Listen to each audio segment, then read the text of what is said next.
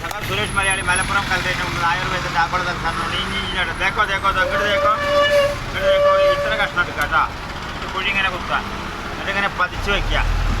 പതിച്ച് വെച്ചതിന് ശേഷം കുറച്ച് ഓർഗാനിക് പൗഡർ ഇടുക. ഓക്കെ, ഇതിൻ്റെ മുകളിൽ ഇങ്ങനെ ഇട്ടു. ഇപ്പോൾ ഇഞ്ചി വെച്ചു, ഇത് ഇട്ടു. അത് കഴിഞ്ഞ് ഒരു ചമ്മലിടുക. ഓക്കെ, ഈ ചമ്മലിൻ്റെ മുകളിൽ ഇതിടുക. ഏത് അതന്നെ കാൽസ്യം കാർബണേറ്റ് അഥവാ ചുണ്ണാമ്പ്, അല്ലെങ്കിൽ 1/100 100.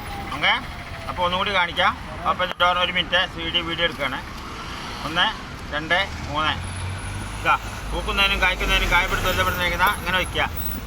ഇഞ്ചിയുടെ കഷ്ണത്തിൽ വെച്ചു. ഓക്കെ, ഇത്രയൊന്നും വേണ്ട കേട്ടോ, ഇത്ര വയ്ക്കുക.